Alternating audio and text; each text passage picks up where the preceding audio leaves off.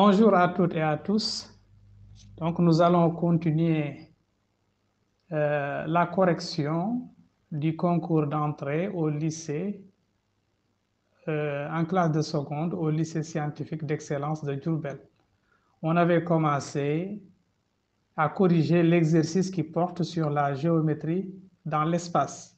Ici, c'est la session de 2018. Alors, donc c'est l'épreuve numéro 1, coefficient 3, durée 2 heures. Donc, il y a une deuxième épreuve de coefficient 2. Donc, on avait ce cube-là, A, B, C, D, E, F, G, H. Et les questions, on avait traité donc la première question qui était subdivisée en 5 sous-questions. Maintenant, ici, nous nous proposons de corriger la partie 2 de cet exercice, constituée de 4 sous-questions. Alors, on vous dit soit le quadrilatère ACGE. Voilà, donc nous sommes toujours dans le cube que vous voyez ici et le quadrilatère ACGE. On pose I, le milieu de EC. Petit a, I appartient-il au segment AG? Quelle est la nature exacte de ACGE? Justifie ta réponse. Petit b, montre que ACE est un triangle rectangle en A et calcule les longueurs de ses côtés. Petit c, calcule le sinus de ACE, déduisant le cosinus de CAI, de l'angle CAI. Petit d, soit R la rotation de centre I qui transforme A en C. Détermine R de G.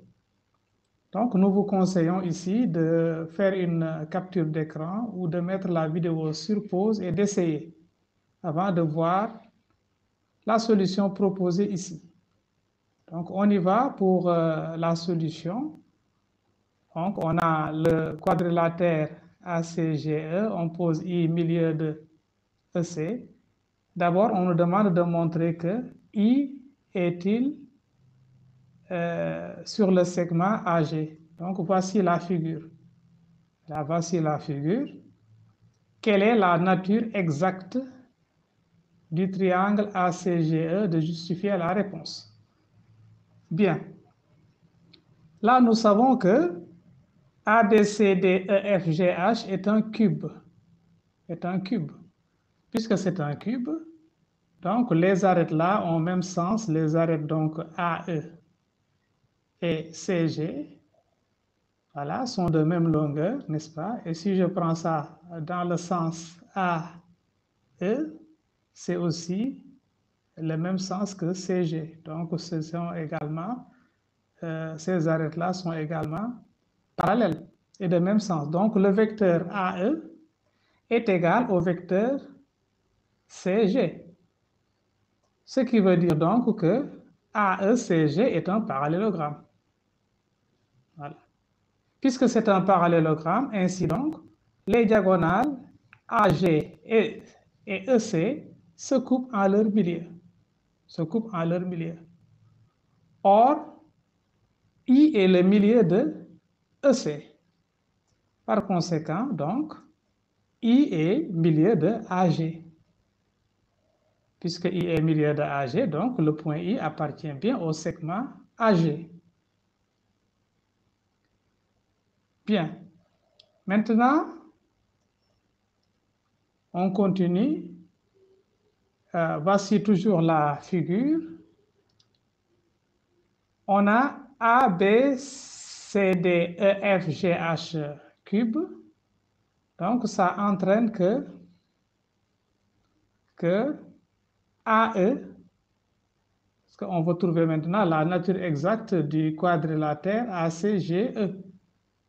Donc, on sait que donc AE est perpendiculaire au plan ABC.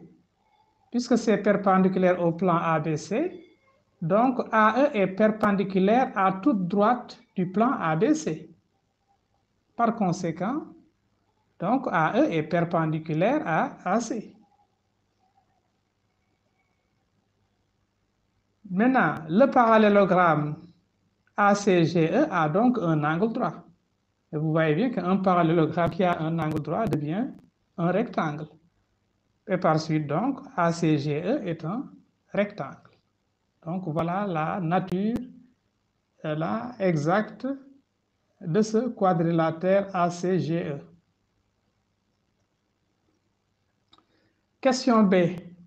Montre que ACE est un triangle rectangle en A et calcule les longueurs de ses côtés. Donc, voici la figure.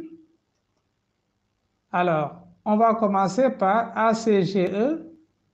On sait que ACGE est un rectangle. On l'a démontré dans la question précédente. Par conséquent, ACE est rectangle en A. Donc, le triangle ACE est rectangle en A. Maintenant, nous allons calculer la longueur de ses côtés. D'abord, AE est égal à 3 cm. Voilà, parce que c'est les arêtes, chaque arête ici mesure 3 cm. Ça, c'est donc par hypothèse. Puis maintenant, ABC est rectangle en B. Donc, on peut appliquer le théorème de Pythagore. Puisque c'est rectangle en B, l'hypoténuse, c'est AC. Donc, AC carré est égal à AC carré, donc, est égal à AB carré plus BC carré.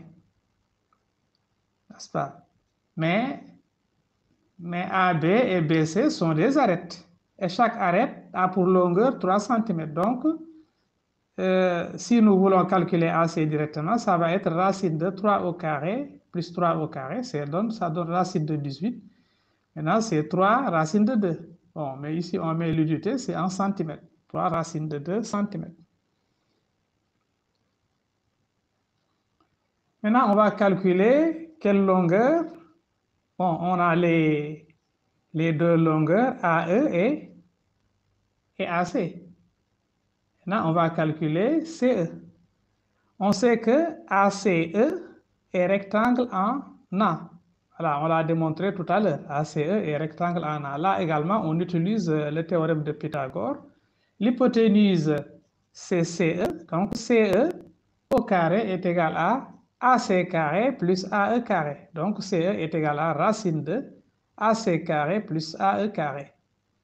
Bien, maintenant, AC carré c'est 18. Donc, ça va donner racine de 18 plus AE. AE, c'est une arête. AE. Donc, AE est égal à 3. AE carré, donc c'est 3 au carré. Donc, ce qui va nous donner racine de 27. Maintenant, racine de 27, nous pouvons l'écrire, c'est 9 fois 3. Mais racine de 9, c'est 3. Donc, ce qui nous donne 3 racines de 3, mais en centimètres. D'où, voici la longueur des côtés du triangle ACE.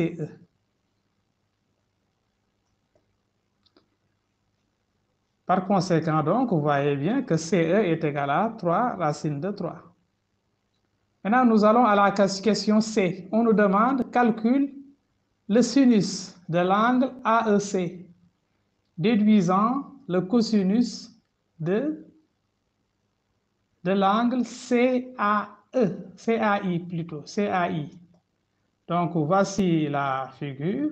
On va mettre ici I. I, c'est le point de rencontre des diagonales, n'est-ce pas? Donc, c'est également le milieu de AG et le milieu de CE. Maintenant, nous allons calculer le sinus. On sait que ACE, le triangle ACE est rectangle en A. Donc, le sinus de le sinus de AEC plutôt, AEC, c'est côté opposé sur hypoténuse. Maintenant, le côté opposé à l'angle E dans ce triangle, c'est AC. Donc, ça va donner AC sur CE. Donc, c'est AC sur CE. Bien, maintenant, AC, on l'avait calculé. AC, c'est 3 racines de 2 et CE, c'est AC, c'est 3 racines de 2 et CE, c'est 3 racines de 3.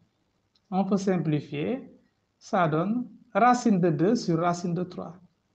Rendons rationnel le dénominateur en multipliant partout, en haut et en bas, par racine de 3, ce qui va nous donner racine de 6 sur 3.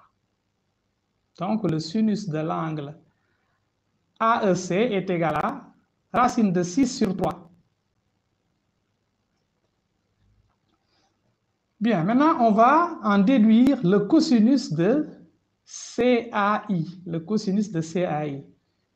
Donc, on part du fait que ACGE est un rectangle. ACGE est un rectangle, donc les diagonales AG et CE ont même longueur et se coupent en leur milieu. Et leur milieu, c'est ici I. Se coupent en leur milieu. Puisque les diagonales ont même longueur, donc ça veut dire par conséquent, nous avons donc IA égale à IC. Mais IA égale IC veut dire que le triangle IAC est isocèle de sommet I. Isocèle de sommet I. Par conséquent, les angles, voilà, les angles à la base, ça veut dire CAI et IC. Et ICA sont égaux. Donc, ces deux angles-là sont égaux. Mais l'angle ICA, puisque I est le milieu de CE, donc l'angle ICA, c'est la même chose que l'angle ECA. C'est la même chose que l'angle ECA. Voilà, donc on répète la même chose, n'est-ce pas? L'angle ICA, c'est la même chose que l'angle ECA. Donc, on a toujours notre figure. I est le milieu de AG et de EC. Voilà, l'angle, on avait vu que l'angle CAI est égal à l'angle ICA, mais l'angle ICA, c'est égal à l'angle ECA. Par conséquent, si je veux calculer le cosinus, on a donc cosinus de CAI qui est égal à cosinus de ECA. Voilà, ça, je note ça étoile parce que j'en aurai besoin tout à l'heure. Alors maintenant, or, qu'est-ce que nous savons? Nous savons que ACE est rectangle en A. ACE est rectangle en A. Donc, les angles AEC et ECA sont des angles complémentaires. Or, nous savons que deux angles complémentaires, donc le cosinus de l'un est égal au sinus de l'autre. Donc, cosinus de ECA est égal à sinus de AEC. Voilà, cosinus de ECA est égal à sinus de AEC. Mais sinus de AEC, on l'avait déjà calculé. On sait que c'est racine de 6 sur 3.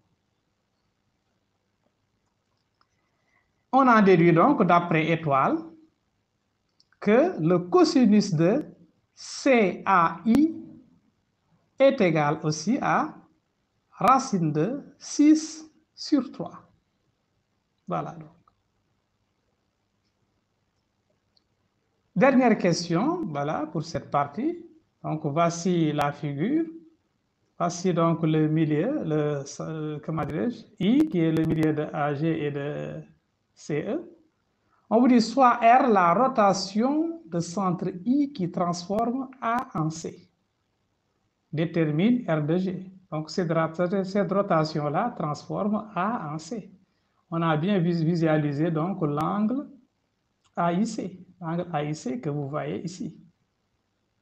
Donc, et on sait aussi que IA égale à IC. Donc, effectivement, cette rotation-là existe.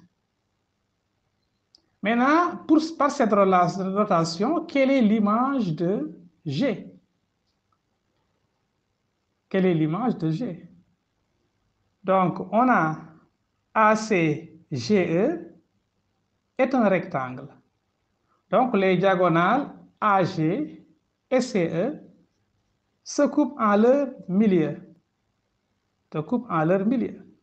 Maintenant, ces diagonales-là également ont même longueur. Ces diagonales ont même longueur et se coupent en leur milieu. Par conséquent, IG est égal à IE. IG est égal à IE. Maintenant, d'autre part, de plus, les angles AIC et GIE sont opposés par le sommet I. Deux angles opposés par le sommet I sont donc égaux. Donc, AIC est égal à GIE. Donc, ces deux angles-là sont les mêmes. Et vous voyez bien qu'on tourne dans le même sens, n'est-ce pas? Ici, donc, on voit bien qu'on tourne dans le sens contraire aux aiguilles d'une montre. Alors, donc ici, AIC, l'angle AIC est égal à l'angle GIE, et aussi IG égale à IE. Donc, ceci prouve que donc R de G est égal à E. Voilà donc pour cette partie. Ça reste encore. C'est un exercice quand même assez long. Donc, on fera la correction donc, de la suite. Donc, merci d'avoir suivi cette vidéo. N'oubliez pas de vous abonner et de liker si vous l'avez aimé. Et à la prochaine pour une autre vidéo, Inch'Allah.